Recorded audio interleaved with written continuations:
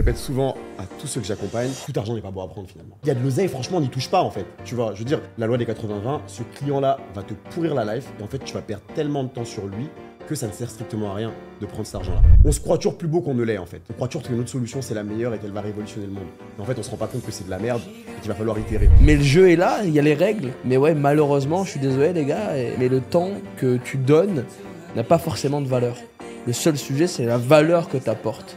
Et elle, évidemment, elle est chiffrable. Je kiffe ton jeu, Alexis. Franchement, je kiffe ton jeu. Franchement, c'est magnifique. On générait en YouTube Ads, en revenus, seulement payé par YouTube, je ne pas des intégrations, environ. C'est quoi les choses que tu as appris sur les dernières années concernant l'algorithme YouTube? Faut savoir que... Lui, c'est Al Mansour.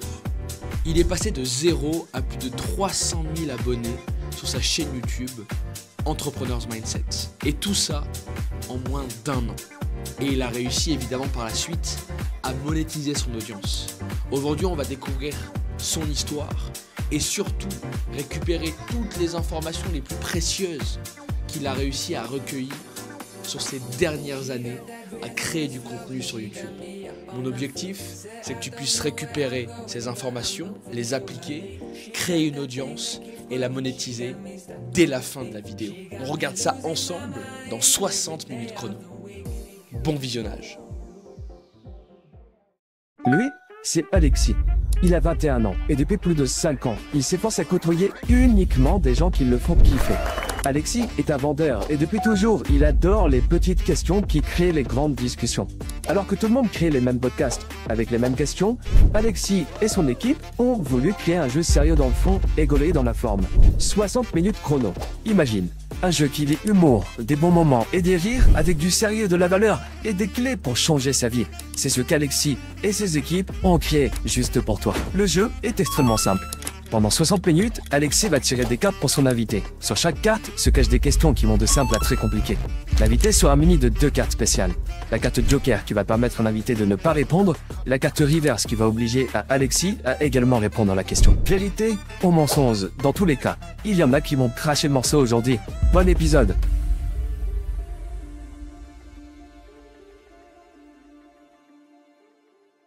Eh bien, chers amis, bonjour. Bonjour et bienvenue. WhatsApp dans 60 minutes chrono.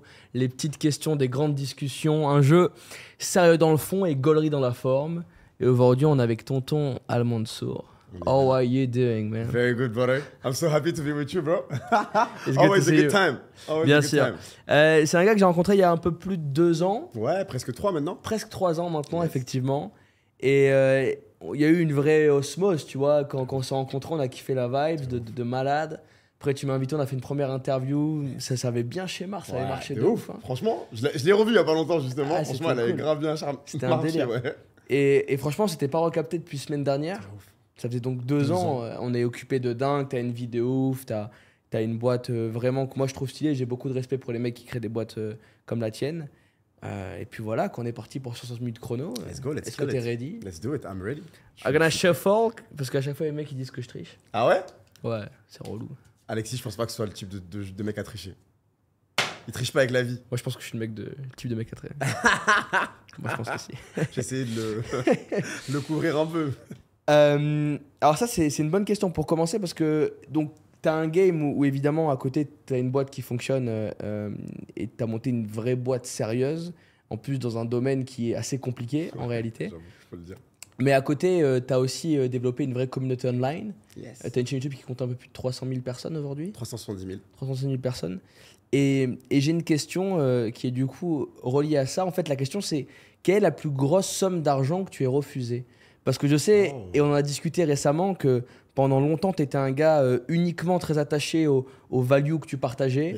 Et donc, dès qu'il y avait une proposition qui te balançait, même des fois dingue, tu passais et tu disais non, franchement, c'est pas mon délire. Donc, est-ce que dans le domaine de ta boîte, plus physique, d'ailleurs, si tu as envie de la présenter, c'est avec grand plaisir en parler vite fait. Bien sûr. Ou alors dans le domaine online, est-ce qu'il y a un truc où tu as refusé une grosse somme d'argent dans une propale qui t'a été faite? C'est une excellente question. Franchement, c'est vrai que on en parlait la dernière fois parce que quand on se lance dans le business, au début, quand on commence, on se dit, on va jamais refuser un client. On fait tout pour pouvoir trouver des clients. C'est la plus grande galère qui existe en fait. Quand tu lances ta boîte, quand nous on a lancé notre boîte, mon associé et moi, on allait taper à des portes.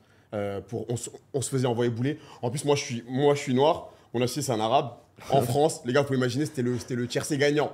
Genre vraiment, on était le couple parfait. Donc on allait taper aux boîtes. En plus, pour la petite anecdote, fake it until you make it. Pour le coup, ça a fonctionné pour nous parce que moi, j'ai bossé à la banque, j'ai démissionné, j'ai rencontré mon associé là-bas. On a investi toutes nos thunes dans notre entreprise pour pouvoir développer l'outil. On en a eu pour plus de 200 000 euros. On n'avait plus une thune. Je vais chez ma daronne, je suis retourné dans ma chambre d'étudiant, etc. Donc c'était la hesse de ouf. Et je roulais avec la voiture de ma sœur, c'était une 206. Et on proposait des véhicules de service de chauffeurs privés, de luxe. Donc il faut aller voir les entreprises, il faut aller taper aux portes, etc. pour pouvoir essayer de leur proposer des choses, tu vois. Proposer des BM, des Audi, des Merco, des vannes. Et toi, t'es là dans ta 206. Moi, j'avais une 206, j'avais le toit au grand, mais j'avais pas la clim. Mais j'avais le toit au grand quand même, tu vois ce que je veux dire.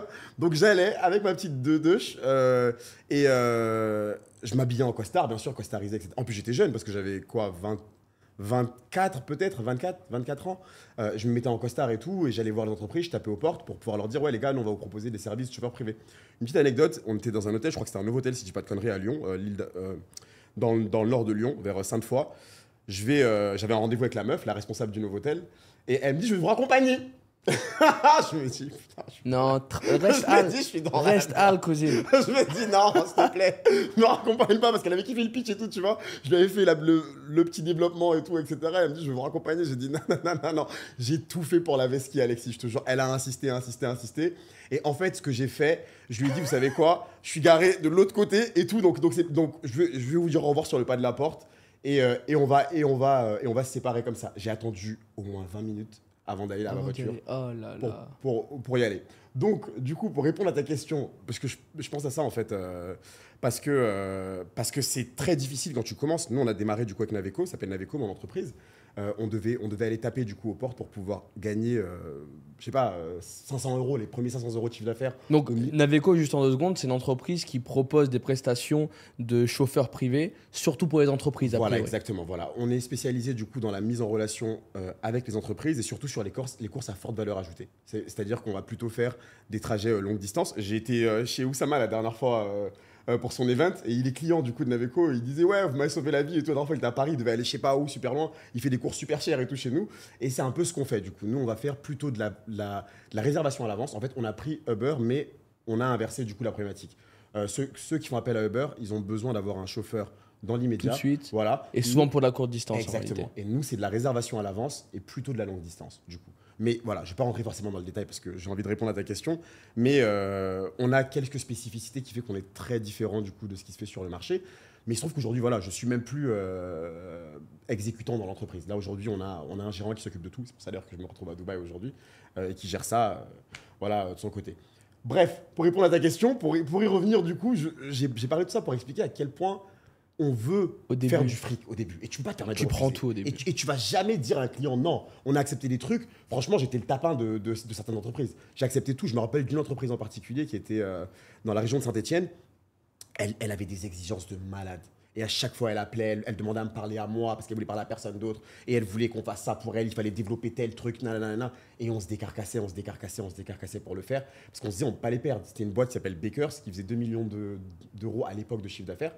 Et on faisait vraiment tout pour pouvoir réussir à répondre à leurs besoins. Parce qu'ils faisaient vraiment des grosses demandes. C'était notre plus gros client. Et j'ai su qu'on avait plus ou moins réussi le jour où cette meuf-là, j'ai pu lui dire, j'en ai marre de tes conneries, en fait. Genre, on arrête le contrat. Elle était choquée. Mais je lui ai dit, c'est bon, on n'a plus besoin de toi, en fait, aujourd'hui. Tu vois. Genre, tu vas arrêter de me casser les couilles. Et de vouloir tout le temps négocier. Voilà, tout le temps. Exactement. Maintenant, c'est soit tu travailles par rapport à nos conditions à nous, ou on ne travaille pas ensemble, simplement. Donc, on a arrêté le contrat. Parce qu'elle, elle voulait bien sûr truquer, on a arrêté le contrat. Et je me suis dit, pour donner un ordre d'idée, je crois, si je ne dis pas de bêtises, qu'on devait faire, c'était au début de l'entreprise, hein, on devait avoir 2 ans, c'était énormément d'argent pour nous, mais on devait faire environ 15 000 euros par mois avec eux. Mais c'était énormément d'argent, je veux dire, pour nous à l'époque. Et on a quand même dit non, parce que voilà, on pouvait se le permettre à l'époque. Donc ça, c'est le truc le plus marquant pour moi. Mais, comme je le répète souvent à tous ceux que j'accompagne, tout argent n'est pas bon à prendre finalement. Ça, c'est ce que j'ai appris avec le temps, après. C'est très difficile à dire à une personne qui démarre, qui a besoin d'argent, Mais en fait, Prends pas cette oseille. ouais, il y a de l'oseille, franchement, on n'y touche pas en fait. Tu vois, je veux dire, au-delà de l'oseille par halal, hein, l'oseille, voilà, il y a de l'oseille clean qu'il vaut mieux pas prendre parfois. Tu te dis parce que la loi des 80-20, ce client-là va te pourrir la life et en fait, tu vas perdre tellement de temps sur lui que ça ne sert strictement à rien de prendre cet argent-là. You better not take it. Et donc, pour en revenir par contre à EM, donc Entrepreneur Mindset, qui est ma chaîne YouTube et du coup maintenant qui est devenue une entreprise. D'ailleurs, c'est marrant parce que Naveco, je vous dis, les 500 000 premiers euros de chiffre d'affaires, on a galéré notre race pour les faire. On a dû aller taper à des portes, comme je l'ai dit, on se prenait des portes. Mon associé et moi, Entrepreneur Mindset. Ça ressemblait à quoi? Genre, c'est vraiment, tu tapais une porte littéralement. Littéralement, mais vraiment, Alexis, on allait. Un peu de porte à porte. Tu m'expliquais un peu la dernière fois par rapport à like tes that. vendeurs. Ben moi, j'étais ton vendeur. Je devais aller, j'avais ma petite mallette. Vraiment, je m'habillais classe. Ma mère était fière. Je mettais mon petit costard et tout, Charmé. etc. Tu vois, j'allais. Et donc, tu vendais ta solution. Exactement. J'allais les voir. Je leur Et disais, voilà. Tu pitchais direct ou tu... Bah, on faisait un peu Comment tout. ça fonctionnait? Donc, soit du téléphone, soit parfois on prenait cold calling. Je prenais littéralement mon téléphone parce que mon associé était plutôt sur le côté technique. Moi, je m'occupais du coup du côté commercial. Je prenais mon téléphone, j'appelais. On a fait exactement la même chose avec les chauffeurs. D'ailleurs, au début, je rencontrais chacun des chauffeurs. Choper les chauffeurs. Parce que les chauffeurs, ils nous faisaient pas confiance quand on est arrivé dans le game. Ils nous ont dit, mais en fait, vous T'es êtes qui personne. Exactement, t'es Bien personne. sûr. Donc, on allait faire des fausses courses Uber et tout. On grattait les cartes. Je les recontactais après pour leur dire, ouais, les gars, est-ce que vous voulez travailler avec nous? On propose ça, etc. Mais il fallait les convaincre. Donc, je les faisais venir dans nos locaux à Lyon. Pour leur dire, ouais les gars, voilà, on existe, on est vraiment Charmé. une entreprise. Donc, course Uber, tu récupérais les cartes. Tu Exactement. recontactais derrière. Voilà, on les recontactait, on leur demandait de venir et tout. Ils n'ont pas fait la route pour nous. C'est pour ça d'ailleurs que les gens disent, ouais, la concurrence, etc. Ils ont peur de la concurrence. Moi, je kiffe la concurrence. Parce que s'il y a de la concurrence, ça veut dire qu'il y a du business Il y a du bise. dans ton secteur. Ça veut dire qu'il y a énormément de bise. Et quand il y a un grand comme Uber, tu sais qu'il y a énormément de bise. Et il y a des miettes de partout qui Et tombent. c'est ça, quoi. nous on veut les miettes. En fait, la table, c'est ce que j'expliquais souvent à mon équipe. Je leur disais, la table, elle est gigantesque. Bon, vous voyez peut-être pas la table là-bas, mais cette table-là, elle est gigantesque. Si on arrive à prendre ce truc du business, mais les gars, on est les rois du pétrole. Ouais. Il n'y a aucun problème par rapport à ça. Parce que le volume, il est malade. Exactement, c'est un truc de ouf. Et donc, ouais, donc les premiers 1000 euros de chiffre d'affaires avec Naveco, on a dû, franchement, je vais pas dire de bêtises, mais on a dû mettre au moins 6 mois pour pouvoir les faire. Tellement c'était galère, vraiment, pour te dire. En fait, implémenter la solution, vu que c'est quelque chose quand même d'assez novateur, entre guillemets, qu'on essayait de mettre en place. Et on avait sous-estimé, bien sûr, ça c'est le chiffre de tous les entrepreneurs, je pense qu'ils lancent une vraie entreprise, comme tu as dit, enfin je ne vais pas dire vraie entreprise, mais une entreprise non Internet, une entreprise dans le dur, réel, in the real life. La difficulté, c'est qu'en fait, on fait tous, on se croit toujours plus beau qu'on ne l'est, en fait, au démarrage, quand on se lance. On croit toujours que notre solution, c'est la meilleure et qu'elle va révolutionner le monde. Mais en fait, on ne se rend pas compte que c'est de la merde et qu'il va falloir itérer au fur et à mesure. Et je peux vous le dire, c'était vraiment de la merde ce qu'on proposait au début, vraiment, pour le coup. Et on a amélioré du coup au fur et à mesure. Et je pense que dans 2 ans, si on se voit avec, je te dirais qu'aujourd'hui, ce qu'on propose, c'est de la merde. Donc voilà. Et j'espère. Mais j'espère, vraiment. J'espère. Parce que si jamais tu n'évolues pas, c'est que. Il y a un problème quelque Voilà, part. il y a un problème, exactement. Si jamais tu es super satisfait de ce que tu as fait il y a 2 ans, tu te dis, bon, bah, tu n'as pas évolué. Et EM, donc pour en revenir à Entrepreneur Mindset, là, magie de l'Internet, les premiers 1000 euros de chiffre d'affaires, je les ai eus en rien foutant, en fait, littéralement. Et là, je me suis dit, je ne croyais pas du tout dans ce que j'appelle maintenant Internet Money. Moi, j'y croyais pas du tout. Je me disais, tu sais, voilà, je voyais ça loin, je voyais les pubs, etc., dropshipping, blablabla. Moi, j'avais créé une boîte où vraiment j'avais dû le faire à la sueur de À la mon mano, front. ouais. On avait dû investir énormément de thunes. Je vous ai dit 200 000 balles au démarrage. Là, pour YouTube, littéralement, j'avais acheté un micro-cravate sur Amazon à 10 balles. Ouais, 10 euros. Et je me filmais avec mon téléphone, mon Samsung de l'époque. C'était mon investissement. Non, et une ring light. Pardon, je vis la ring light à 80 euros. Donc j'en avais eu pour un investissement total de 90 balles. Ma première vidéo, elle est dans les locaux de Naveco. Vous pouvez toujours la voir sur la chaîne. Voilà, je dis bienvenue et tout. On a généré 1000 balles en mais vraiment très peu de temps et en faisant pas grand-chose finalement. Et ça, c'est la grosse différence. Mais du coup, combien j'ai dû refuser? Le plus gros cachet que j'ai refusé pour Naveco, c'était une boîte d'investissement qui voulait faire de la pub sur la chaîne. Et je pensais que c'était un scam. Donc, j'ai pas accepté. Et ça devait être 10 000 euros qu'ils voulaient proposer en ad à peu près sur la chaîne. Et je leur ai dit non. À l'époque, voilà. Parce que ça, les gens se rendent pas compte, mais les grosses chaînes YouTube qui ont de la visibilité, surtout aujourd'hui dans le domaine de l'entrepreneuriat, où on le sait, les rémunérations sont beaucoup plus élevées par leads que dans d'autres domaines comme l'entertainment et autres. Enfin, tu reçois chaque semaine plein de demandes de mecs qui veulent avoir accès à ton audience, quoi. Littéralement, parce que en fait, Et ça, c'est la puissance du personal branding et la puissance de la communauté. C'est aussi pour ça, d'ailleurs, qu'on accompagne les gens, du coup, aujourd'hui. C'est ce que je fais. Et c'est mon kiff. Moi, c'est pour ça que je te kiffe aussi, Alexis, parce que t'es un peu comme moi. J'aime les gens et j'aime rencontrer des gens. Et du coup, moi, j'ai décidé d'accompagner les gens à créer eux aussi leur communauté parce que j'ai découvert ce truc-là et je me suis dit, c'est une dinguerie. Si jamais, avant de lancer Naveco, j'avais découvert YouTube, en fait, j'aurais fait un reverse engineering. Je me serais dit, crée une communauté et tu trouveras ton produit comme ça. Pour information, on a lancé une formation du coup pour accompagner les gens sur YouTube au début parce que la communauté me l'a demandé. Quand moi je me suis lancé sur YouTube, encore une fois, je ne savais même pas qu'il y avait de l'argent là-dedans. J'étais pas du tout au courant. J'ai lancé ma chaîne Entrepreneur Mindset pour 2 raisons principales.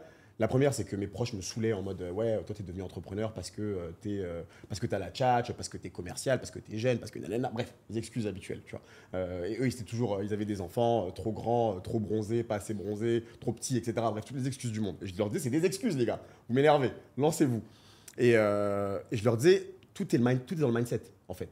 Et je me suis dit, la meilleure manière de transmettre ça à mes proches, c'est de lancer une chaîne YouTube. Parce que j'aurais pas besoin de leur répéter le truc. Si jamais ils me disent. Tu leur envoies la vidéo, frère. Exactement, Alexis. Je me suis dit, vous savez quoi, je leur balance la vidéo tout simplement. Et c'était l'objectif, number one. Deuxième objectif, c'est qu'on est dans un secteur, Naveco, qui est assez difficile.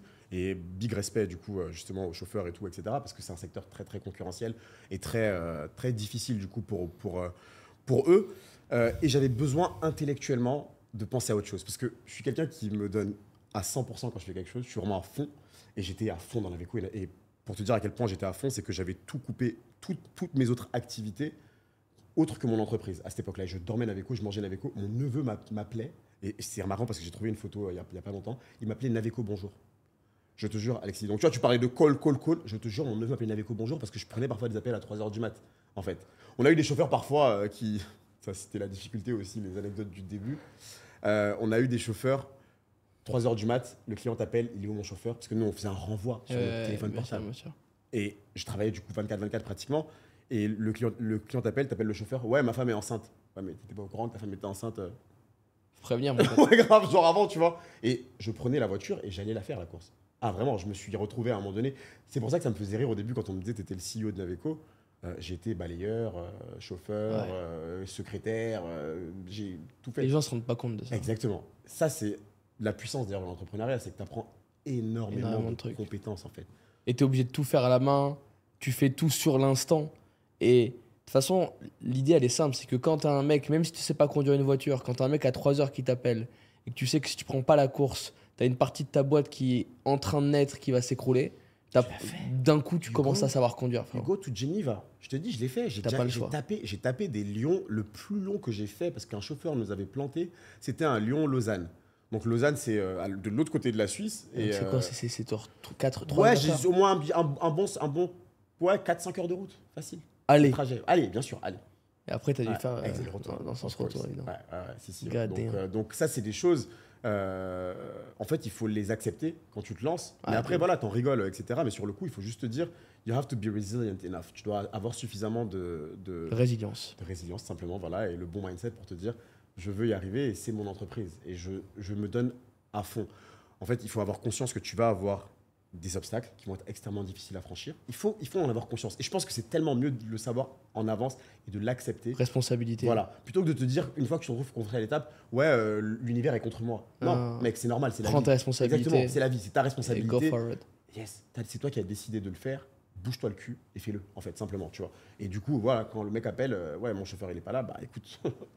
It's my name, en net. Et littéralement, j'ai mis tout mon frigo dedans. Donc, anyways, je vais me lever, je vais me bouger le cul, je vais y aller, en fait. Je vais prendre un café. You only go one shot, man. Exactement, ma man. You only go one shot. Eminem, la référence. You only got one shot. Exactement. God damn, all right. Donc, voilà. Incroyable, trop stylé.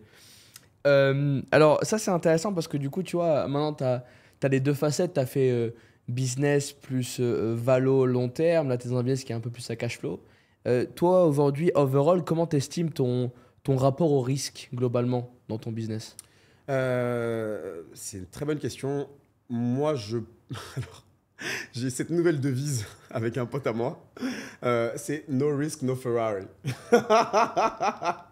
Et je kiffe parce que c'est lui qui m'a dit ça et j'ai kiffé. Et je lui ai dit, je la fais mienne parce que je kiffe ça. Et c'est vrai que dans la vie, j'ai souvent ce débat-là avec mes potes, c'est que je leur dis que je comprends pas les gens qui veulent avoir une vie de 10 mais qui sont prêts à donner 1 ou 3, disons. d'efforts pour pouvoir avoir cette vie de 10. Je préfère une personne, et je kiffe ça, j'ai beaucoup d'amis qui sont comme ça, qui veulent une vie de 3 et qui donnent 3 d'efforts. Ils sont en cohérence avec ce qu'ils veulent dans la vie. Alignés. En fait, tu vois. Alignés, exactement. Et pas tout le monde veut avoir une. Et c'est très ok, tu vois. Et je le respecte sans aucun problème. Je veux dire, on a besoin d'avoir des salariés. Nous, on a des salariés aujourd'hui à Naveco. Heureusement qu'ils sont là. Je veux dire, je vous dis, voilà, on a un manager qui s'occupe de l'entreprise. Heureusement qu'il est là et qu'il est dédié et qu'il aime ce qu'il fait. Je veux dire, voilà, tout le monde n'est pas fait pour pouvoir avoir une vie de 10 et tout le monde n'a pas envie de l'avoir. Bien sûr. Simplement. Mais l'alignement est extrêmement important en fait. Prends un peu de recul et de hauteur et dis-toi, ok, si jamais je veux une vie de 10, est-ce que je suis prêt à prendre les risques qui vont avec, ou une vie de 8 ou whatever it is. Est-ce que je suis prêt à prendre ces risques-là? Et je m'en rends compte, parce que j'ai rencontré du coup, grâce à surtout Entrepreneur Mindset, beaucoup de gens, je me rends compte que l'une des plus grandes difficultés et de frustration, de source de frustration pour ces gens-là, c'est qu'ils veulent cette vie de 8 ou 9 ou 10, mais ils ne sont pas du tout prêts à prendre le risque qui va en corrélation avec cette volonté-là de vie, en fait, simplement. Et donc pour répondre à ta question, pour moi, je veux une vie de 10, to be honest, on va dire 9,5, parce que je laisse toujours room for improvement, un peu de place, mais je suis prêt à mettre les 9,10, les 9,5 d'effort, voire les 10, pour pouvoir l'avoir. Donc les risques, je suis un mec, je peux dire, qui aime le risque. Insane. Ouais. Ça me fait penser à un truc qui, tu sais, nous des fois, chez Closers, on a des vendeurs qui disent putain, je me suis donné de dingue. Enfin, en fait, ce qui est ouf, c'est que les gens ont vraiment beaucoup de difficultés à se rendre compte à quel point quand tu es owner d'une boîte, tu as toute une partie bad side, downside. Enfin, tu vois, nous on a des sales qui viennent nous voir en disant putain, j'ai fait 2000 € ce mois-ci, c'est de la merde, je veux faire plus et tout, je gagne pas assez d'argent et tout. Et moi je lui dis, parce que là ça m'est arrivé récemment à discuter avec le board, attends, t'as fait 2000 € de commission, ok, clair. Donc pour faire 2000 € de commission, t'as fait tant de chiffre d'affaires. Pour faire tant de chiffre d'affaires, t'as pris tant de leads.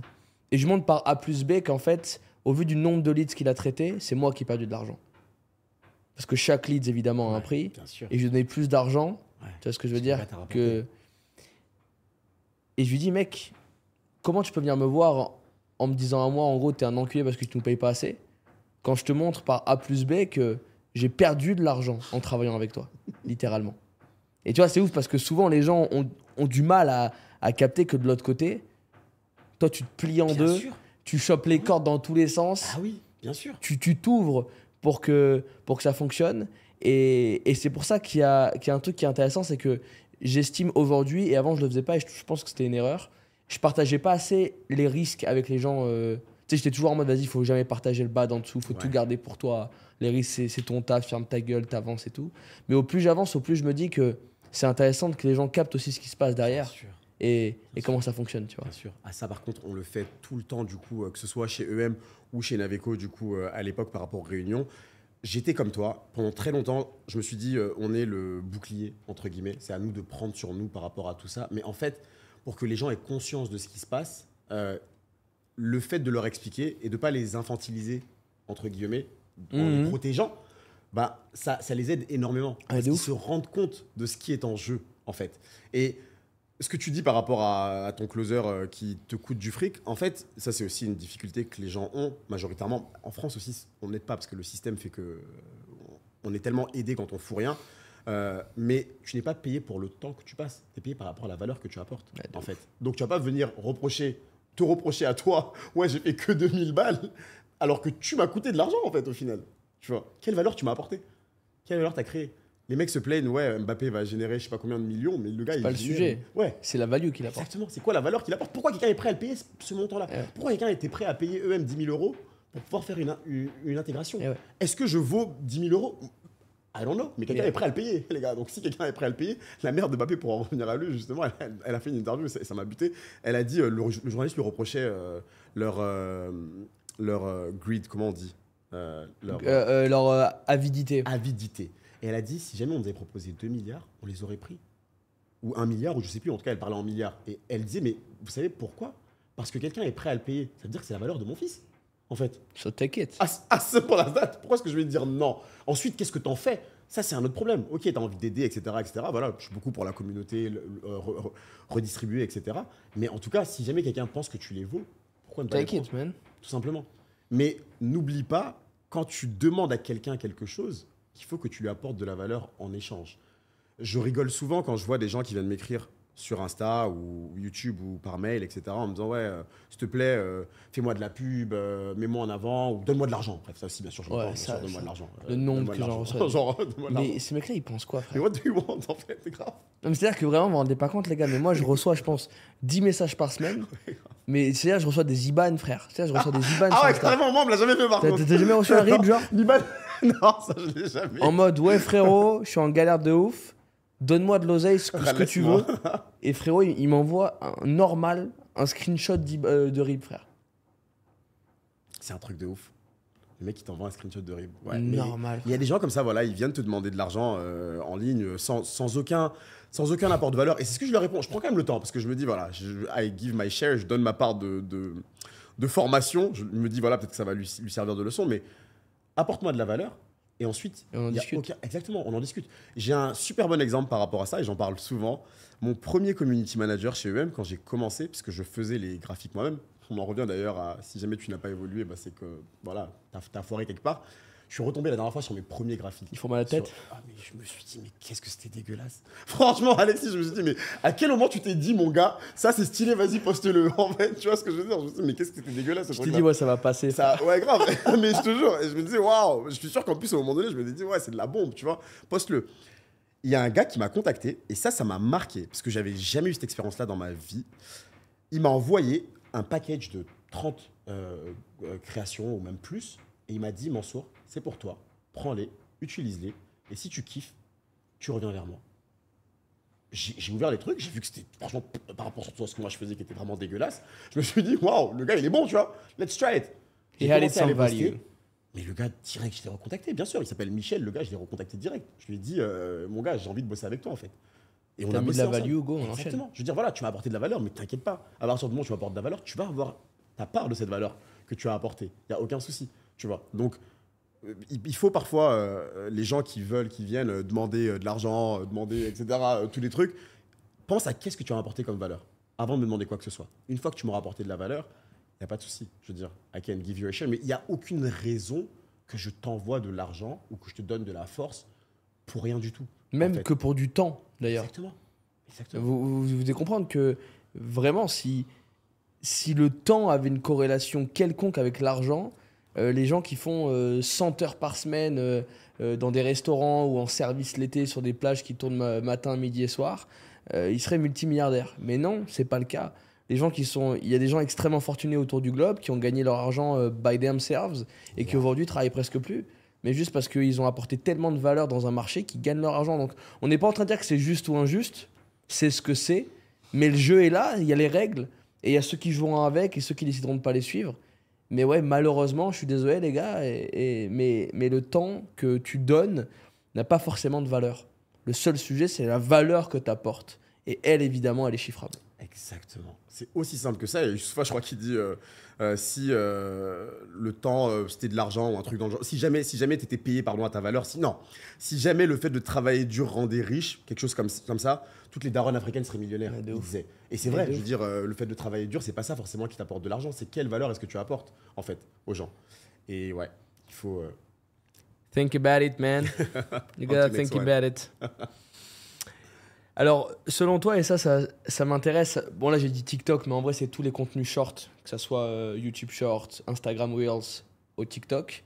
Selon toi, il se passerait quoi, overall, si tout le contenu short qui était publié sur toutes les plateformes du monde était du contenu intelligent, globalement?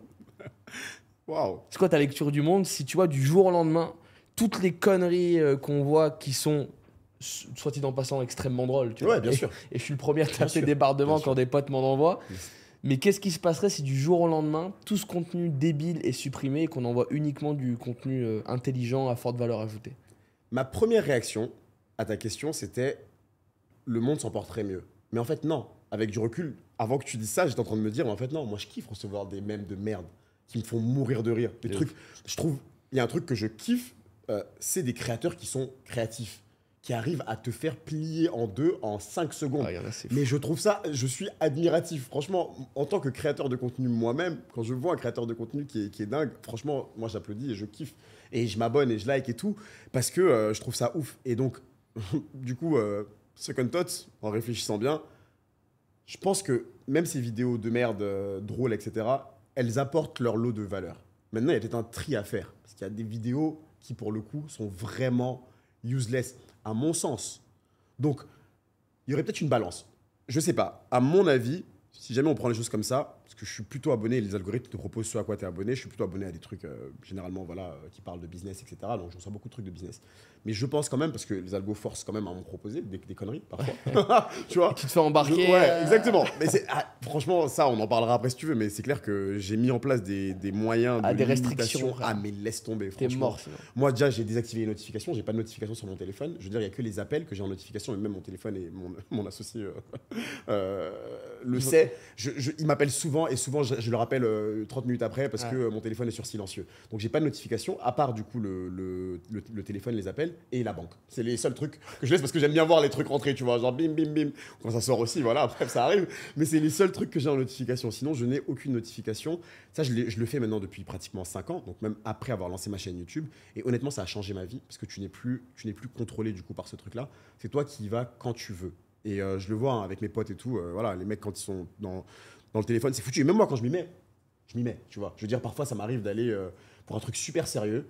On m'a balancé un mème, je vais regarder, je commence à scroller. Et 1 heure après, je me dis, mais wesh, t'es encore en train de scroller. Qu'est-ce qui s'est passé? Je me suis fait voler 1 heure de ma vie comme ça, pour rien du tout, en fait, tu vois. Donc ça, c'est difficile.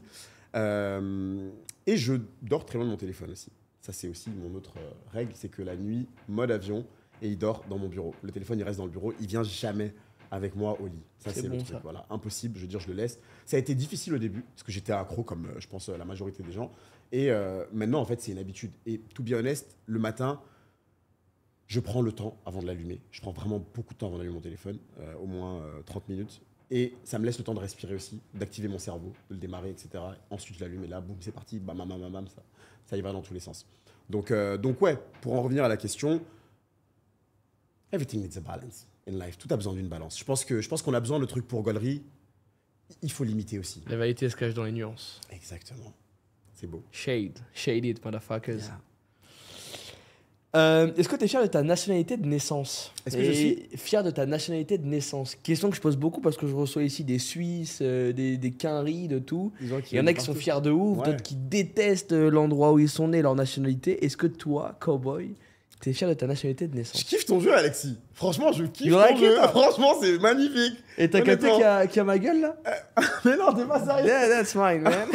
Ah, les gars, faudra zoomer là-dessus, c'est un truc Ils de ouf. savent. Ah ouais, ils savent déjà, ok, Ouais, normalement, ils magnifique. savent. Ah bah pour mes abonnés qui vont regarder, en tout cas pour mes proches, Yeah, voilà, yeah, il y a la tête d'Alexis. Magnifique, franchement. Franchement, je kiffe. T'aimes c'est bien le super. délire ou pas? C'est super, franchement. T'as eu l'idée où? Du coup, je digresse un peu, mais Alors, comment est-ce que t'as eu l'idée? l'idée du nom, c'est le gars avec qui je collabore qui m'a dit putain 60 minutes chrono c'est chambé. En fait, moi le truc que je lui ai dit c'est je veux pas que ça prenne 3 plombes parce que ça me casse les couilles de venir au studio et tourner 6 heures d'affilée, Yes. c'est une prise de tête. Impossible. Et moi j'aime en plus rencontrer les gens parce que on peut dire ce qu'on veut, on peut essayer d'aller le plus loin possible, mais il y a toujours des trucs qu'on peut pas aborder ici sûr, devant les caméras, tu vois. Et moi j'aime parler vraiment à cœur Ah, ouvert, ouais. donc là je fais mon maximum Of pour faire plus que la moyenne, mais pour autant ça reste quand même bridé, même si moi bridé c'est les autres débridés en général. Je lui ai dit donc point numéro 1, je veux pas que ce soit trop long, et point numéro 2, je veux que ça soit sérieux dans le fond et gaulerie dans la forme. Donc je veux apporter de la value, mais que ça soit pas prise de tête. Que les mecs qui puissent kiffer ça détente, tu C'est vois. super. Parce que en fait, moi, ma grande théorie, en plus c'est cool parce que comme ça parle très création de contenu, ma grande théorie c'est que les gens qui vont vraiment réussir à révolutionner le monde de l'apprentissage sont les gens qui vont réussir à créer une balance parfaite entre entertainment et value. Et c'est pas facile à faire, frérot. C'est super difficile. Dès que tu as envie d'apporter de la valeur, tu es vite catégorisé comme un mec qui te donne des leçons, prof de maths, prise de tête en costume 3 pièces, Grave. qui est ultra gourou, tu vois. Et à contrario, quand tu as envie d'être dans l'entertainment, tu es vite catégorisé comme un youtubeur à la con qui fait des concepts gaulerie, mais Qui a aucun. qui est débile. Ouais, qui a aucune cellule. Alors qu'il y a plein de youtubeurs qui sont très connus dans la création de content, qui sont des vrais businessmen et qui sont extrêmement intelligents. Bien sûr. Et t'as plein de personnes qui paraissent trop sérieuses. Et moi, j'en connais combien des gens qui paraissent trop sérieuses parce que le cadre leur demande. Alors qu'en vrai, c'est des mecs qui sont détentes et qui sont chill dans la vraie vie, tu vois. Et moi, mon truc, c'était voilà, je veux que ça me ressemble. Je suis un mec qui, sérieux dans le fond, gaulerie dans la forme, c'est moi. Je kiffe.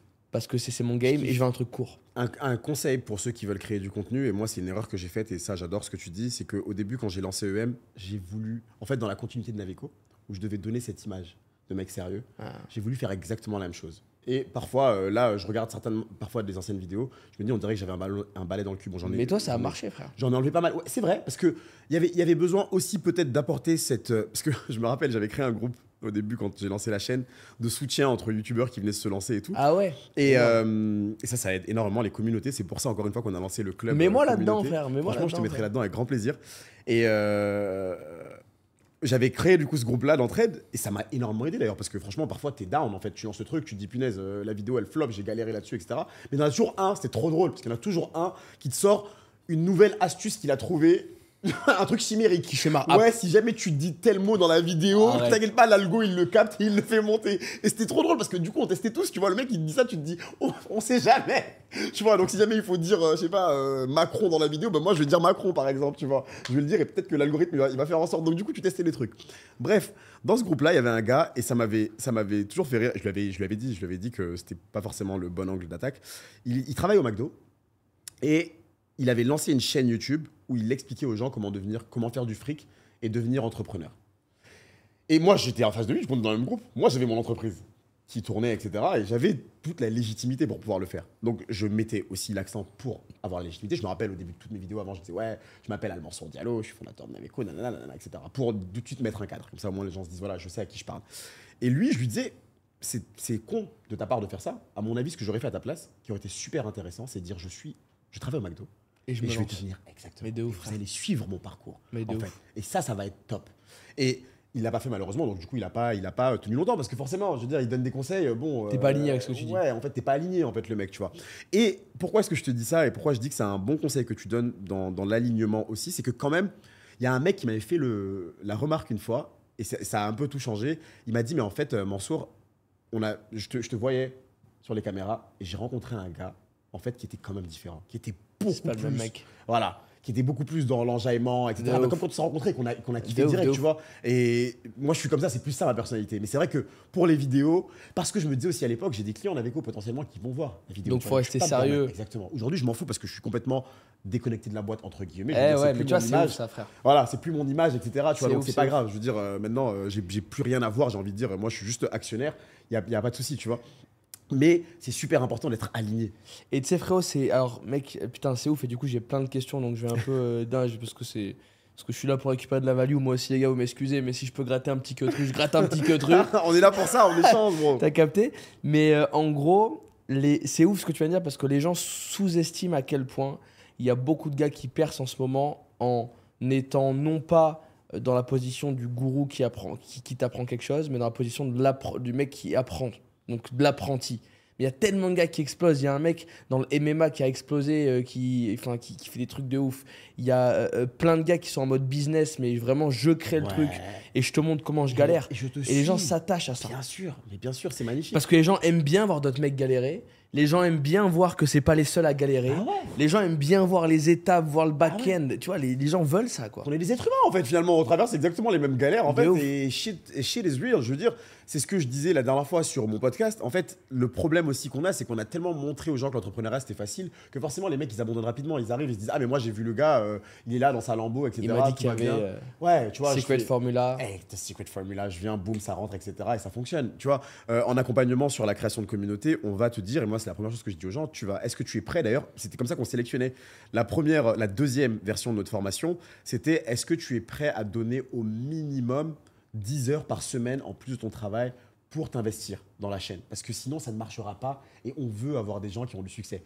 Je digresse encore, décidément, mais c'est tellement intéressant, Alexis, de parler avec toi. C'est ce jeu-là. Mais ça me faisait penser à l'école. Parce que quand j'ai commencé du coup à former les gens, je me suis rendu compte à quel point putain, mais ça te casse les couilles quand les gens vont pas au bout de ce que tu leur apprends. Tu te dis, mais bordel, mais j'ai envie de le tarter en fait. Je t'ai dit, qu'est-ce qu'il faut faire? Pourquoi tu le fais pas, etc. Et là, je pensais à tous mes profs. Que je rendais ouf. Qui te Que répétait. je rendais ouf. Le mec, il me disait, fais ça et tout. Et moi, je rigolais. Je m'en bats les steaks et tout, tu vois. Et là, je me disais, putain, les pauvres, franchement, les gars, gros respect pour vous. Les frérots, franchement. Parce que là, I feel you. Tu vois, je vis le truc, tu vois.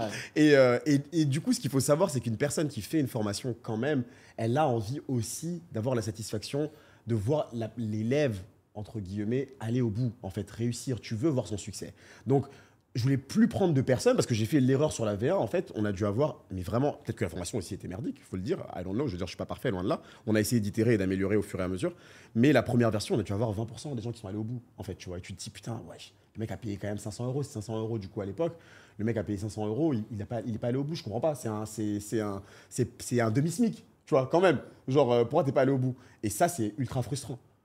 Donc, tu as envie de pousser la personne à vraiment s'améliorer. Donc, il y a ça. Et par rapport au fait d'être naturel, il y a aussi ce gars-là, je ne sais pas comment il s'appelle, mais lui, je le suis pour le coup. C'est un gars qui s'est lancé dans la muscu. Pareil, ultra naturel. Il n'y a pas de montage, rien. Il vient, il pose sa caméra. Bah les couilles. Il fait son truc. Le mec, mais il a des millions et des millions d'abonnés. C'est un Américain, pareil. Et tu te dis, en fait, c'est raw, c'est brut. J'avais entendu un mec qui filme ses séances sans rien. Exactement. Rien. Pas de montage, pas Rien. de coupure. Il vient, il fait son truc. Il te montre, il te parle, il te raconte comment il galère, qu'est-ce qui est dur. Ah ouais, j'ai mal fait le mouvement, etc. Comme moi, à la salle, en fait. Parce que moi, je vis quand je vais à la salle. Il n'y a pas de cadrage, le truc parfait, le muscle saillant, etc. Je sais pas quoi. Il s'en bat les steaks. Ah, c'est charmé. Il vient, il te montre. Et genre, vraiment, parce que je sais qu'il y a beaucoup de gens qui veulent se lancer et tout, je trouve que c'est un trop beau conseil de dire, quand tu as choisi le délire sur lequel tu as envie de parler, réfléchis de l'axe que tu as envie de prendre. Yes. Parce que vraiment, il y a beaucoup trop de gens qui sous-estiment l'axe de l'apprenti, tu vois. Et c'est drôle parce que je sais qu'on a fait un call récemment avec des mecs qui sont dans le branding et tout, et il y a le CEO d'une, je sais pas si c'est pas Goldman Sachs, qui, tu vois son Insta, c'est un mec, c'est un DJ. Ah ouais. Mais c'est-à-dire que... Yes, j'en ai entendu parler de ce gars-là. capté ou ça pas doit être Goldman Sachs, t'as raison, le PDG ou je sais pas quoi, un truc Je comme crois ça. que le je crois que le PDG ou le VP un mec super de haut Goldman, placé, il est DJ, t'as le raison. mec qui prend 25 millions de packages à l'année. Grave. Et il va. Et frère, tu vas sur son Insta, il n'y a pas une seule vidéo qui parle de finance. Le mec qui est derrière des platines envoie des drops devant 50 000 personnes. Genre, il est chaud. La fumée et tout, un bordel, tu vois. Il est chaud. Et c'est ouf. Parce que du coup, en faisant ça, les gens reconnectent à qui t'es vraiment, tu vois.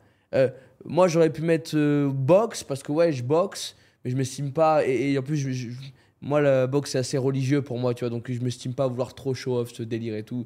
Les mecs qui mettent MMA Fighter en bio, je peux plus de ces gars. Je peux plus de ces fils de pute, je te jure. Ils me font serrer, frère. Ça, pendant longtemps, je vais faire le truc en mode danse.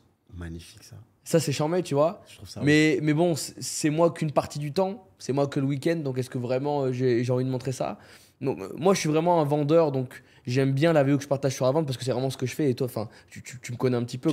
Matin, midi, soir, je vends. C'est mon game. Of closing, je l'appelle. C'est mon game, tu vois. Donc, je partage ça. Yes. Mais ce que je veux dire, c'est que par exemple, tu vois, Romain, qui est mon associé et lui qui est un gros pilote de rallye en France, qui a fait des championnats de France et tout. Là, il est en train de voir pour rebrander vraiment son personal brand en mode mec, je fais du rallye, quoi. Et en fait, c'est ouf parce que du coup, les gens qui te découvrent via ta boîte se rendent compte qu'il y a un humain aussi derrière. Yes. Et ça, c'est charmé de ouf. Moi, je fais ça parce que moi, c'est ça ma vie. C'est parler avec des gens, c'est discuter, c'est créer des ouvertures et faire du biz, tu vois. Et du coup, j'avance sur notre question parce que putain, ça me fait trop penser à ça. Moi, j'ai besoin de tips, tu vois. Mec, we want some tips, man. C'est quoi les choses que tu as appris sur les dernières années concernant l'algorithme YouTube? C'est des excellentes questions. Alors, je dis à tout le monde, et d'ailleurs, on relance du coup justement une formation par rapport à ça, parce que les gens, mais surtout la semaine dernière, je sais pas ce qui s'est passé, tout le monde vient me poser des questions. Parce que, en fait, bon, pour savoir, j'ai un peu disparu, c'est un peu une erreur que j'ai faite. Tu as parlé de personal branding tout à l'heure, je t'en parlais. Ce qui s'est passé avec EM, c'est que bon, j'ai été très EM, entrepreneur mindset, encore une fois, c'est vrai que c'est les mots en interne. J'ai lancé la chaîne, je vous ai expliqué, c'était passion, vraiment. Je kiffe l'entrepreneuriat. J'ai deux grandes passions, finalement, c'est les finances et les voyages. Et je kiffe l'entrepreneuriat, du coup, ça en fait partie pour moi. Je rêvais de devenir entrepreneur à un moment donné. Je ne savais même pas qu'est-ce que je voulais faire, mais je savais qu'un de mes rêves, c'était de devenir entrepreneur. Donc, je voulais à tout prix devenir entrepreneur. Ouf, donc, j'ai lancé la chaîne en mode, je veux partager ma passion de l'entrepreneuriat. Je vais vous expliquer, etc. Nanana. Et une fois que c'est devenu, que ça a commencé à être un cash cow, une vache à lait, Parce que ça faisait, franchement, je vous le dis les gars, ça faisait rentrer des thunes, je ne comprenais pas. Parce que comme je vous ai dit, quand j'ai lancé Naveco, C'était aux dents. j'ai galéré ma Au race chicot, pour faire frère. 1 euro les gars. J'étais dans ma 206 pendant 2 ans et demi. Franchement, j'ai galéré pour mettre même mettre l'essence, on mettait des 20 balles d'essence. Tu vois ce que je veux dire, tu mets l'essence, tu trucs. Ça me fait rire parce que j'ai su que j'avais plus ou moins commencé à réussir le jour où je suis allé à la station d'essence. Je savais pas du tout. Mon pote me demande combien t'as payé. Je lui dis, j'en ai aucune idée. Et je me dis, waouh, the long way. Genre de venir de là, tu vois. Donc, bref, je partageais ma passion. J'ai commencé à faire du fric. Ça a commencé à rentrer de ouf. Je me suis dit, mon gars, l'entrepreneur dans ma tête, gars, faut automatiser ça à mort et scaler, en fait. Parce que ça fait rentrer du fric. Et c'est devenu une entreprise. Donc, j'ai commencé à recruter des gens sur Entrepreneur Mindset. On a commencé à bosser. Shout out à Vi, Cassandra, Robin, etc. Bref, j'avais donc une voix off, un monteur, des community managers. J'avais 2 community managers qui s'occupaient de tout. On a commencé à dupliquer, à faire plein de chaînes, du coup. Et moi, j'ai commencé à disparaître, à m'effacer. Parce que du coup, c'était devenu un business, en fait. Et on est arrivé à un moment donné sur la chaîne, sur Entrepreneur Mindset. Je ne savais même pas de quoi on parlait, en fait. C'est-à-dire qu'il y avait une meuf qui faisait les scripts, pardon. On l'envoyait à la voix off, on l'envoyait au monteur, la vidéo, elle décidait des titres, etc. Ils uploadaient. Moi, je validais juste le titre et la miniature. Je te jure, Alexis, I didn't fucking know what was inside the video. Genre, la vidéo, elle partait, je savais pas du tout quoi ça parlait, c'était ma chaîne. Voilà. Donc, j'ai carrément disparu, il n'y avait même plus ma tête, etc. À un moment donné, je l'ai carrément vu. Je me suis dit, might as well, voilà, maintenant, c'est devenu de l'automation. On enlève. Et en fait, je me suis rendu compte, non seulement par rapport aux statistiques, que la chaîne principale, elle baissait, parce qu'au fur et à mesure, les gens s'étaient quand même attachés à ma personnalité. Et le fait, surtout dans notre niche, ça c'est super important le choix de la niche. On n'aura pas le temps d'aborder tous les sujets, les amis, malheureusement. Donc certainement un prochain podcast par rapport à Et la we'll be valeur. back. La niche, c'est super important. Tu as parlé tout à l'heure d'e-com ou d'entertainment. Il faut savoir que tu as ce qu'on appelle un CTR, un coût par 1000, où YouTube te paye en fonction de ce que tu leur rapportes. Encore une fois, valeur que tu apportes à YouTube, ils te donnent en fait un cut sur ce que toi tu leur rapportes. Si tu parles de gaming ou de, je sais pas, tu fais des blagues, il y a très peu d'annonceurs qui vont être prompts à mettre beaucoup d'argent dans ta vidéo. Donc tu as beau faire 10 millions de vues. Ou alors peut-être, mais pour un spectacle sur l'humour, tu vois. Par exemple, exactement. Mais ils vont pas mettre énormément d'argent parce qu'il n'y aura pas énormément de compétition là-dessus. Donc du coup, tu vas avoir un CTR qui va être relativement faible. Deuxième chose, tu parlais de l'origine. On n'a même pas encore eu le temps d'y venir, c'est ouf. Mais si par exemple tu es en Afrique, que tes viewers sont en Afrique, tu vas générer beaucoup moins de thunes que si tes viewers sont aux States. Évidemment. Les States, c'est là où tu génères le plus de fric parce que là-bas, les mecs sont matrixés par la publicité. Donc c'est un truc qui fonctionne. Donc les annonceurs sont prêts à se battre Arrosé de malade. à mort pour pouvoir ramasser du fric. Donc si jamais tu as des views des States, tu vas encaisser un max. C'est là où tu encaisses le plus dans tous les cas des States, quand tu as des views des States. Par contre, de Ah, l'Afrique, délire, je savais pas. forcément de l'Afrique, bah voilà, je veux dire, il y a un pouvoir d'achat qui est beaucoup plus faible, donc les gens, les annonceurs vont beaucoup moins se battre, donc ton CTR là-bas va être beaucoup plus faible. Donc la zone géographique est super importante, le sujet que tu vas traiter dans chaque vidéo, bien sûr, va être important. Ta niche overall va être super importante aussi par rapport à ça. Et je te parlais de niche parce que je te disais au début, donc EM, en fait, nous, on était sur le truc de la motivation et c'était facile parce que tu faisais, on parlait des discours de Robert Kiyosaki, on l'appelle Roberto tellement on a fait une vidéo sur lui, ou je sais pas qui. Et en fait, la vidéo était montée. Au début, quand je suis arrivé sur le marché, sur le game, on était peut-être 2 ou 3. Il y avait un gars, Sonicourt, qui est number 1, je crois, jusqu'à présent.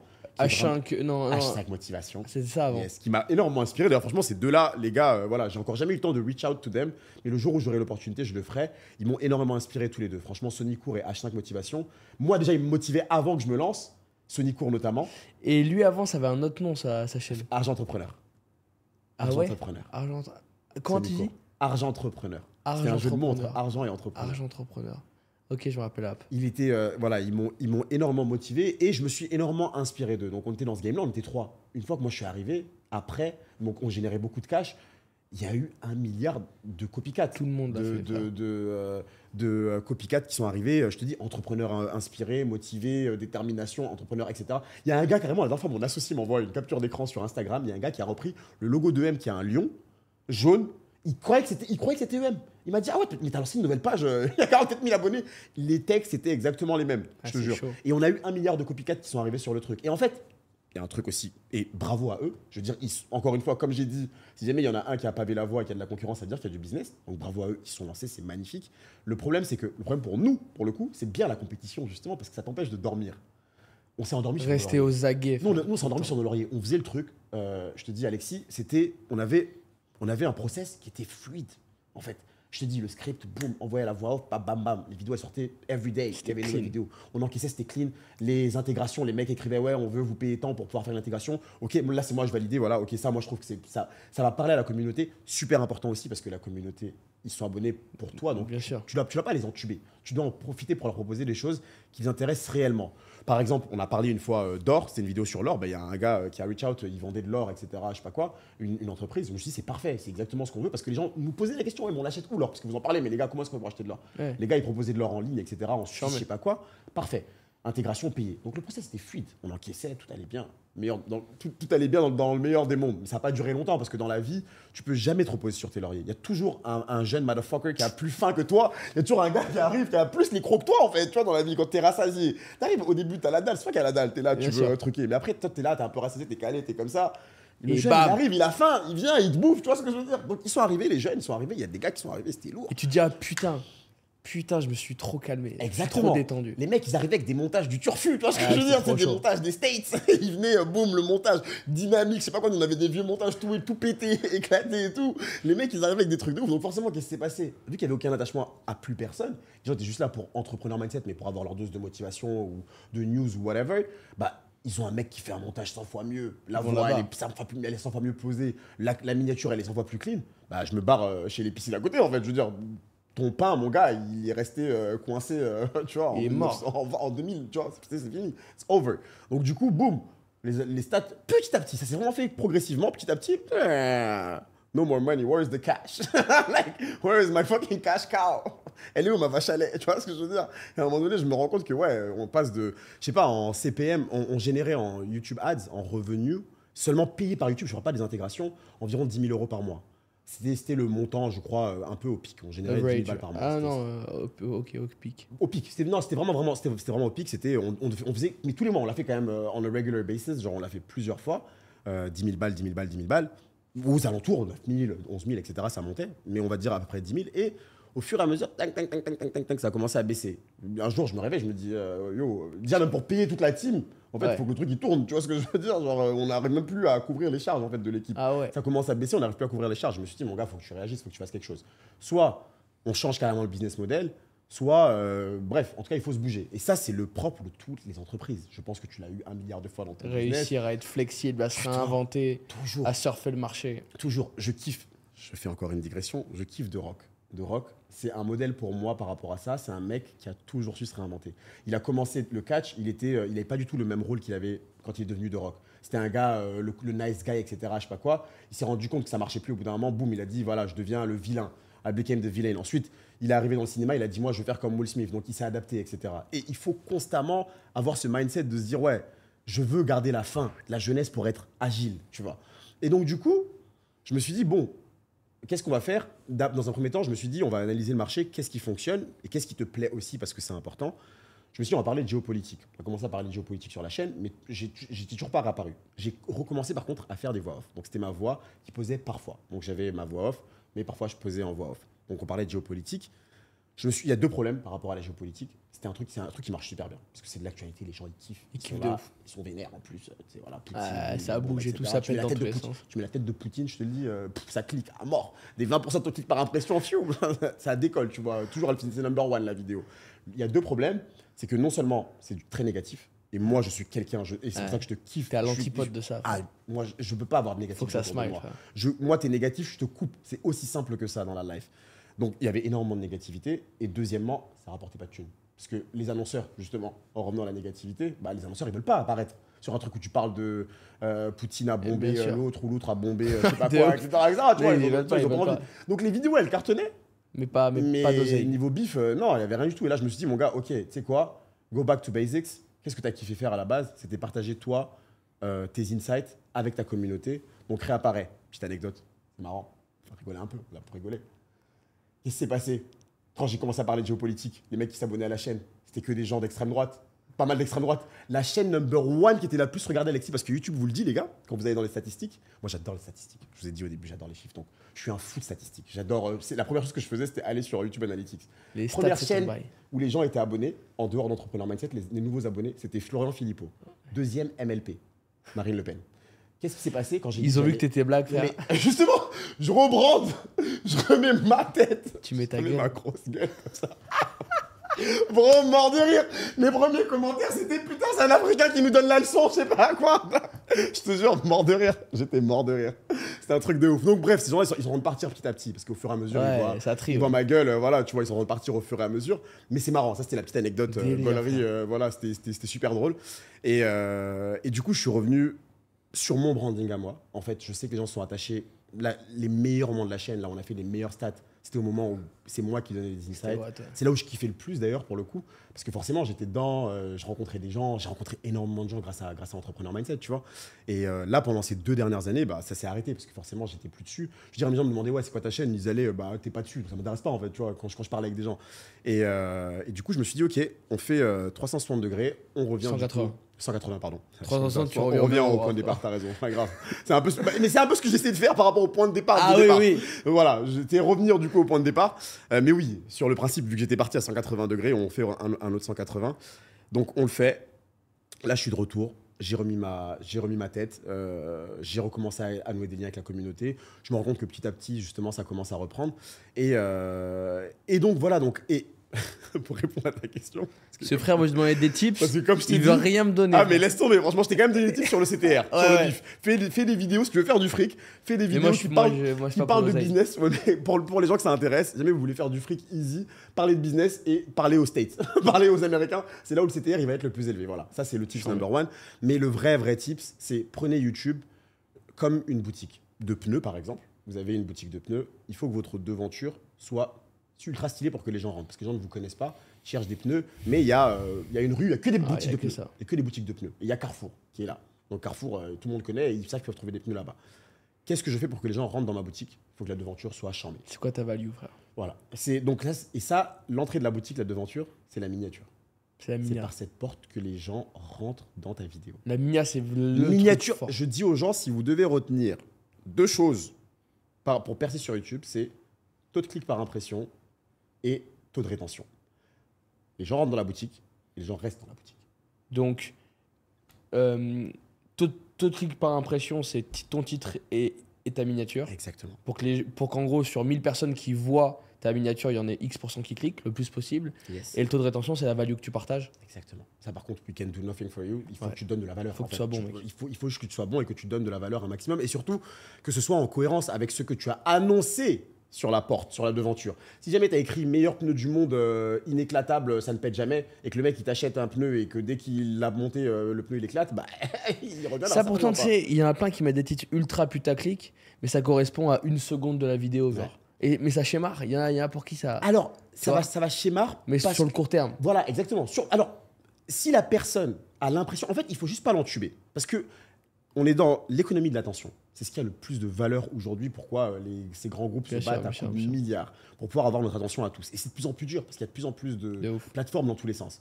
Si toi, tu arrives, en étant putaclic, à donner l'impression à la personne qui est rentrée que tu l'as pas entubé, Elle est belle. fair, it works. En fait, non, tu as réussi. C'est-à-dire que même si tu as été putaclic, tu as réussi à un moment donné à retenir l'attention de la personne. C'est ça le plus important. Quand je te dis, encore une fois, on reprend notre exemple de boutique de pneus. Tu dis, ouais, les pneus, ils vont jamais éclater, etc. C'est pas vrai, mais les pneus, ils vont jamais éclater, etc., etc. Et quand le mec qui rentre, tu lui poses un pneu en diamant qui est à l'entrée, tu lui dis, bah, ah, je vous ai pas menti. Vous voyez, mais vous inquiétez pas, j'ai autre chose qui est super intéressant pour vous dedans. Vous êtes rentré, vous avez vu quand même le pneu, il est là. Il existe, laissez les 2 secondes. Il y a un pneu qui n'éclate pas, il est en diamant. Mais venez voir, vous inquiétez pas, j'ai quand même d'excellents pneus pour vous. Si le mec il est suffisamment bon pour faire ça, fair, it works for him, ça veut dire qu'il a un beau taux de rétention et que c'est good en fait. Il joue, l'algo il le kiffe. En fait, c'est simple, il y a plein de gens qui viennent me voir et qui me disent ouais mais YouTube m'aime pas. Nanana. Non, YouTube il n'en a rien à foutre de ta gueule. Il n'en a rien à foutre de savoir si t'es noir, blanc, jaune, chinois, petit, grand, je sais pas quoi. Il n'en a rien à foutre. L'algorithme veut faire de l'argent. YouTube, c'est une entreprise. Et encore une fois, on en revient à la valeur apportée. Quelle valeur tu lui apportes? Est-ce que tu lui permets de gagner du fric? Si tu lui permets de gagner du fric, Il t'adore. il va te kiffer, c'est aussi simple que ça. Toi, tes meilleurs closers, Alexis, on est d'accord, tu les kiffes. Tu les mets yimbe.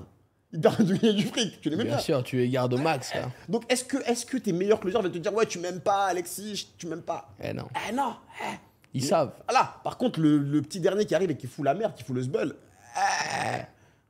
Voilà. Et c'est exactement la même chose. En fait, c'est comme ça qu'il faut le prendre. Il n'y a pas de sentiment dedans. C'est est-ce que tu apportes de la valeur à YouTube Si la réponse est oui, il va te mettre en avant. Il est un peu con parfois, je dis la vérité quand même, parce que là, je vous ai parlé du coup de mon histoire.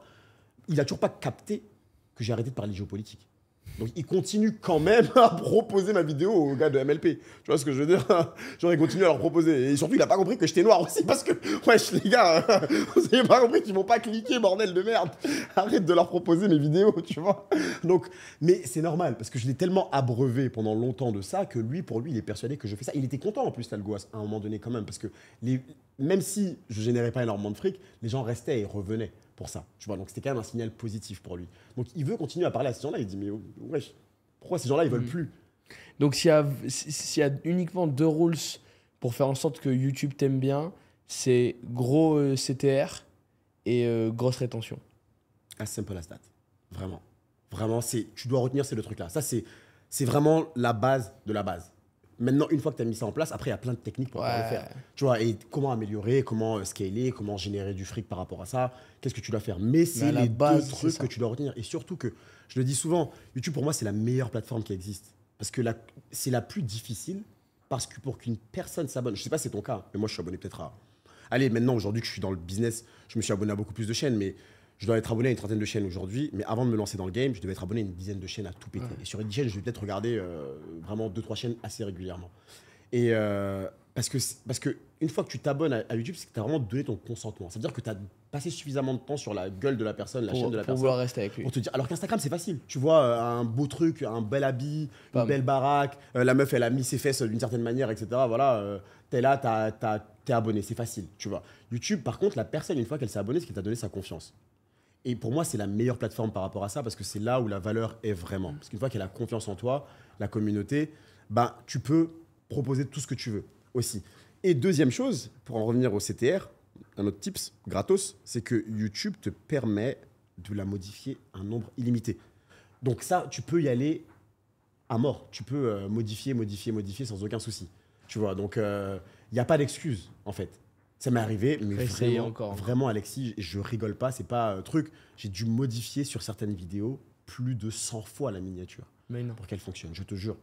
Plus de 100 fois la miniature. Et aujourd'hui, il y a des outils qui le font d'ailleurs pour le coup. Mais moi, à l'époque, c'était pas le cas. À l'époque, c'était à la hesse. Parce que ça m'est arrivé des vidéos qui m'ont demandé tellement de temps de travail que quand elles marchaient pas, j'étais vénère. Je me disais, mais attends, tu restais en boucle, je me disais, mais les gars, vous allez la regarder cette vidéo. Je vais faire en sorte que... Et ça m'est arrivé plusieurs fois de sauver des vidéos comme ça. Je me suis dit, je m'en fous, vous allez la regarder. Donc maintenant, si une fois vous allez sur ma chaîne et que vous voyez que la miniature elle a changé, bah c'est normal. C'est-à-dire que vous n'avez pas suffisamment regardé, vous n'avez pas suffisamment cliqué. Et j'ai essayé de... Exactement. Et j'adore ça parce que c'est dans mon mindset justement de l'optimisation. Je kiffe ça. Je kiffe optimiser. Et des fois, tu remets une miniature et bam, la vidéo elle part. Je te jure, j'ai des exemples très concrets. Je te montrerai sur mon téléphone tout à l'heure de miniatures qui ont commencé à 3-4% de taux de clic par impression. La journée d'après, pardon, je la change. On est à 10. Et là, la vidéo, elle part. In the air. Je crois que la vidéo la plus vue de la chaîne, c'est ce qui m'est arrivé. Elle avait commencé de manière dégueulasse. Je l'ai changée plusieurs fois. J'ai trouvé l'angle parfait pour expliquer ce qu'il y avait dans la vidéo. Parfois, c'est des trucs tout cons. Je te jure, Alexis, parfois, tu vas changer une couleur sur un titre. Mais non. Parfois, tu vas déplacer un petit élément. Je te jure, et ça va tout changer, vraiment. Délire. Donc, lâchez rien, vraiment. Si jamais c'est un truc qui vous plaît, je crois que c'est la meilleure plateforme pour pouvoir se lancer aujourd'hui et pour pouvoir non seulement en vivre, partager sa passion. Ikigai. Tu connais l'Ikigai? Voilà. Fais ce pourquoi tu es bon, ce pourquoi tu peux être payé, ce dont le monde a besoin et ce qui peut servir les gens. Exactement. Ikigai. Alright, frérot, Chambé, merci beaucoup. Je t'en prie. On passe aux questions rafales. Let's go. T'es chaud. Je vais juste demander au bro s'il peut nous faire une petite vidéo. Shai, can you please? Just get a video. Please. Yeah, when we talk. Let's do like you did last time. It was amazing, thank you. Ah, il sait. Il sait, c'est un vrai. He's a real one. T'es chaud? Let's go. Qu'est-ce que tu kiffes le plus en tant qu'entrepreneur? Qu'est-ce que je kiffe le plus en tant qu'entrepreneur? La liberté. Quelle est la principale valeur que tu souhaites transmettre à travers ton taf? Quand tu travailles tous les jours, c'est quoi le truc que tu dis, ça putain, c'est le truc que je veux transmettre aux gens qui m'écoutent? Si tu as envie de l'avoir, si tu as envie de réussir, tu peux y arriver. Tout part de ton mindset. C'est bon ça. Qu'est-ce que tu penses, et t'es beaucoup dans le domaine, c'est pour ça que je vais te la poser celle-ci, des haters, c'est du cyberharcèlement. What's up about that? Je trouve ça complètement dingue. on est beaucoup dans le sujet ces derniers temps parce que je travaille maintenant avec mes proches, ma famille, etc. sur mes business et ils me reprochent tout le temps, notamment mes neveux et nièces, ouais, mais pourquoi on n'apparaît pas, etc. En fait, j'ai fait l'erreur au début de la chaîne de les mettre en avant et en fait, les gens, quand ils sont derrière un écran, sont tellement, croient qu'ils ont tous les pouvoirs, en fait, ils sont tellement lâches finalement qu'ils attaquent tout le monde. Moi, que tu m'attaques, je m'en fous. Je veux dire, voilà, j'ai de l'expérience maintenant, etc. Mais ce qui me rendait vraiment fou, c'était qu'on touche à ma famille, à mes proches, tu vois. Et ça me rendait ouf. Donc j'ai arrêté complètement et j'ai complètement dissocié ma vie professionnelle de ma vie personnelle. Et ça, je pense que je ne l'afficherai plus jamais. Et j'ai beaucoup de respect pour les gens qui mettent leur famille, etc. de ça, parce que je me dis, waouh, vous êtes vraiment costaud psychologiquement. Parce que se faire attaquer, franchement, encore une fois, quand tu es entrepreneur et que tu as l'habitude de prendre des coups, c'est comme la boxe, tu vois. Tu te dis, it's OK, I take it. Mais les proches, je crois que c'est ça qui est le pire pour moi. Donc cyberharcèlement, je trouve que c'est le truc le plus puéril et le plus lâche qui existe. Et moi, quand on m'attaque, maintenant ça me fait rire, vraiment. Au début, je me rappelle, c'était extrêmement difficile parce que j'en avais pas l'habitude. Et les gens t'attaquent sur tout et n'importe quoi. Vraiment, ils vont trouver tous les angles pour t'attaquer. Ton physique, ton âge, ce que tu fais, etc. Bref, tout ce qu'il faut. Ça m'a touché. Honnêtement, je veux dire, au début, je prenais les coups et je me disais, waouh, fuck, c'est chaud, c'est chaud. Mais aujourd'hui, je te jure, j'en rigole et j'ai ce que j'appelle les perles, les commentaires que je mets de côté. Et je me les garde parfois pour gaulerie un peu, tu vois, où je les montre à mes proches et tout, en mode regarde, le mec m'a dit ça, etc., etc. Sachant que parfois, ce qui est dommage, c'est qu'il y a des critiques constructives, mais qui sont très mal apportées. Ouais. Qui sont dites d'une manière tellement. La forme est tellement dégueulasse qu'en fait, tu as même pas. Ton cerveau n'accepte même pas de la prendre, en fait, la critique. Tu vois. T'as pas suffisamment de recul pour pouvoir le faire. Donc je trouve ça. Vraiment, je veux dire, les gens se disent, ouais, mais le gars, il a la télé, etc. C'est un écran. Faut pas oublier que la personne que vous avez en face, c'est un être humain. Je parle pas pour moi, encore une fois, parce que franchement, je m'en fous. Aujourd'hui, je suis arrivé à ce point de détachement où, bon, tu peux y aller. Hein. J'ai eu toute ma descendance qui a été insultée, mon ascendance, bref, tout le monde. Voilà, I take it. Mais quand je me rends compte, quand je vois des enfants, parfois, qui se font insulter sur les réseaux sociaux, je me dis que le monde est vraiment tombé bien bas. Et je pense que c'est l'une des raisons pour lesquelles, si jamais je devais un jour décider de tout couper, ce serait à cause de ça. Parce que je me dis que parfois, tu vois des choses vraiment horribles. Ah, des suicides et tout, il y a un nombre de trucs, c'est chaud. Les gens ne se rendent pas compte, ouais. C'est chaud. Alors, Kerry James a dit un jour, dans la vie, on est ce que l'on donne, pas ce que l'on a. Et je voulais te partager ce truc-là, parce que je trouve que t'es un giver dans l'attitude. Et je voulais que tu me parles un petit peu de ce que tu penses à ce sujet. Qu'est-ce qui fait que dans la vie, on est plus ce que l'on donne que ce que l'on a? Et comment, pour toutes les personnes qui sont un petit peu greedy ou trop radins, tu vois, on peut les forcer à être plus dans une démarche de donner pour recevoir que vouloir absolument prendre à tout prix? C'est une très bonne question. Je t'ai beaucoup dit ça, je sais. Mais j'ai eu un commentaire il y a quelques temps où la personne me disait, mais c'est incroyable, pourquoi tu donnes toute cette valeur-là gratuitement? Là, par exemple, aujourd'hui, je vous ai partagé des choses par rapport à YouTube. Des gens vont vous dire, ouais, mais non, ça, c'est dans ma formation, si tu veux en savoir plus. Mais je te donne tout, il n'y a pas de souci, je m'en fous, en fait. Ça va rien changer. Tu vas savoir justement que je m'y connais, en fait, simplement. Et pour moi, quand tu donnes quelque chose, tu l'apprends deux fois, finalement. Quand tu expliques quelque chose, quand tu donnes cette valeur-là, tu t'en rappelles aussi, et ça te permet de compound l'intérêt de la chose que tu vas donner. Et peut-être parce que je suis très spirituel aussi, et je suis aussi religieux, je crois dans le karma, le fait que la bonté, en fait, finalement, revient. Et il n'y a rien qui t'apporte plus de bonheur, honnêtement, que de rendre quelqu'un d'autre, de savoir que tu as amélioré la vie d'une autre personne. Tu as dit une phrase la dernière fois, et je la kiffe, je fais que la répéter depuis qu'on a fait le podcast. Tu as dit, moi, je veux changer la vie des gens grâce à la vente. Et j'ai kiffé ça. C'est pas le fait de la vente, c'est que tu veux améliorer la vie des gens. En fait, pour moi, à partir du moment où tu as ce mindset de te dire que tu veux améliorer la vie d'une autre personne, t'as gagné. C'est dans le vrai. T'as gagné. T'as gagné. Parce que t'es arrivé sur cette terre avec un vrai but, en fait. En fait, on t'a pas envoyé sur cette terre pour rien, pour foutre la merde, pour venir prendre. T'es venu pour laisser ta marque. Et tu te rends pas compte à quel point le fait de changer la vie d'une personne, le fait d'être bon avec une personne, de donner quelque chose, ça peut changer sa vie. De ouf. Et moi, j'ai été un taker, parce que j'ai reçu de personnes qui m'ont donné des choses sans attendre et elles ont changé ma vie, en fait. Et ces gens-là, je les remercierai toute ma vie et je m'en souviens et j'en parle souvent. Et quand une personne vient me dire « Ouais, tu m'inspires, Mansour, ou tu m'as changé la vie en faisant ça », c'est la plus grande victoire qui existe. Pour moi.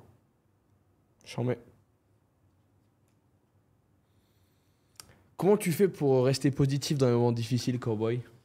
Parce qu'on va pas se mentir, hein, on garde le smile, mais des fois ça pique, frérot. C'est la... on en revient à risk, l'acceptation des échecs. Les gens ne sont pas prêts à prendre l'échec. En fait, une fois que tu as accepté ça, que tu te dis, je sais que dans la vie, I will have bumps. Si je prends n'importe quelle route, je vais avoir des dodanes sur la route. C'est beaucoup plus facile, parce que tu sais qu'ils vont arriver. Je dis souvent, je parle souvent avec mes proches et je leur dis, je ne cherche pas d'emmerde, parce que je sais qu'elles vont venir. À moi, en fait. Donc, je ne cherche jamais d'emmerde. Je sais très bien qu'elles vont déjà arriver, en fait, automatiquement, sans que j'ai besoin d'aller les chercher. Et une fois que tu acceptes ça, c'est beaucoup plus facile. Je dis souvent que la vie d'un entrepreneur, c'est... tu commences ta journée... Comment, ma man? C'est une vraie... Yo, c'est une vraie montagne russe, la vie d'un entrepreneur. Tu te lèves le matin, je suis sûr qu'Alexis, t'as ça 10 fois par semaine. Tu te lèves le matin, t'as la pêche, t'es là, t'es chaud. Boum, tu reçois un texto, t'as perdu un contrat, bim. Tu te dis, ah ouais, c'est la fin de ma vie, etc. Boum, tu remontes. Yo, Alex. Tu reviens, tu te dis, ouais, vas-y. Il y a un truc qui s'est bien passé, vas-y, je suis le meilleur au monde, etc. Je vais tout niquer, je suis trop bon et tout, etc.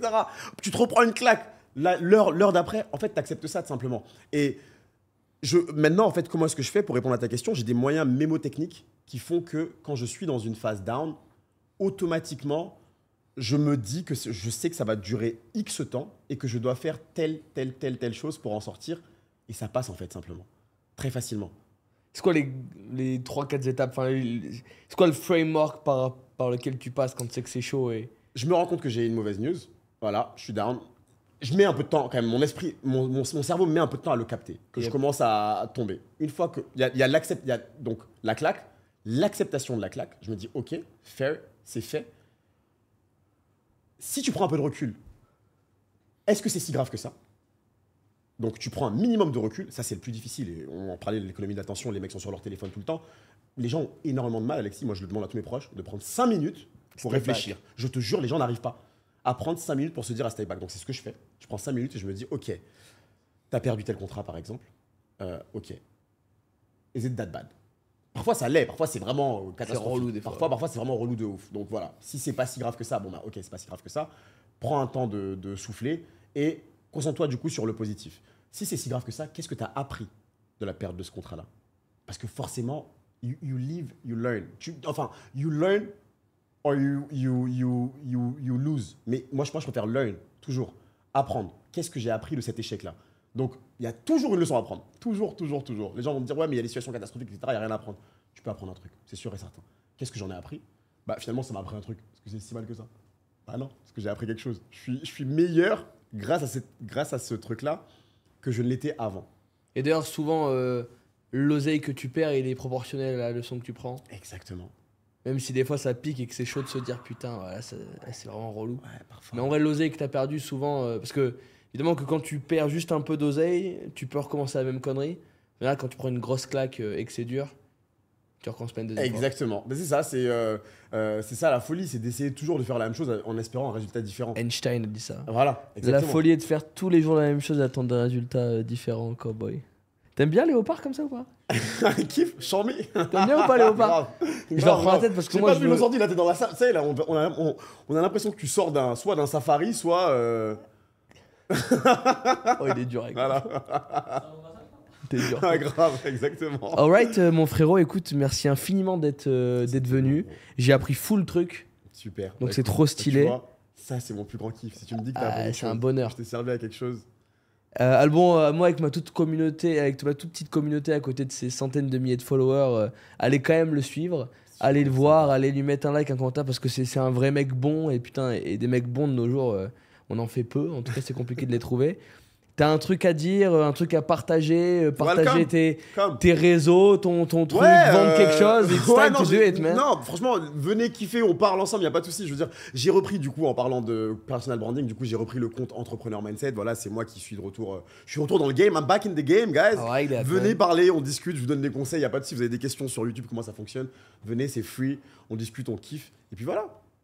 Mon frérot, Thank you so much, bro. thanks to C'était coming, vraiment man. lourd. Appreciate C'était that. vraiment lourd. See you there, guys. Ah oui, alors parce que et c'est aussi pour la rétention. Pensez à vous abonner, liker, Vous avez compris commenter, maintenant. envoyer un petit message, supporter. Je run pas d'ads sur ce genre de truc, c'est vraiment que du kiff. Donc j'estime que c'est de comment on dit quand quelque chose est bien pour la nation. C'est de bienséance Ah oui. nationale. Disons-le comme ça, tu Voilà. vois. Donc faites l'effort, mettez un peu d'amour et Donnez puis du love, les gars. et puis on C'est avance gratuit. ensemble. C'est gratuit. C'est gratuit. On avance ensemble, c'est la conclusion d'Entrepreneur Mindset sur toutes les Ah vidéos. ouais Je dis ça, Alexis. Moi, vous êtes à un appel de changer votre vie. Magnifique. Moi, c'est on avance ensemble. Donc voilà, les gars. See you there, guys. Thanks for coming. Bye bye. Merci, mon frérot. Franchement, c'était T'as lourd. kiffé ou bro. quoi Ah, j'ai kiffé le concept, bro. Franchement, j'ai. t'as tout tué, frérot. Ah, sérieux, t'as kiffé Ouais, t'as tout arraché. C'est vrai Bien sûr. Bah écoute, franchement, j'ai kiffé.